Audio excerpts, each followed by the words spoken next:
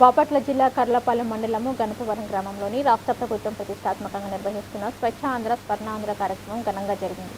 ప్రతి నెల 3వ శనివారం నిర్వహించే ఈ కార్యక్రమంలోని బాపట్ల ఎమ్మెల్యే నరేంద్ర వర్మ రాజుతో కలిసి జిల్లా collector doctor V Dinesh Kumar పాల్గొన్నారు. ఇక గ్రామంలోని పారిశుద్ధ్యం, పర్యావరణ పరిరక్షణ, ప్రజల భాగస్వామ్యంతోనే గ్రామ అభివృద్ధి సాధ్యమవుతుందని కలెక్టర్ పేర్కొన్నారు.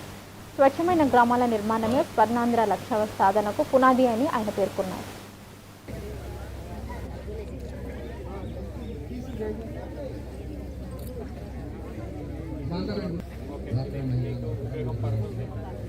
కాకుండా ఏమైనా ఉపాధి పనికి వెళ్తున్నారా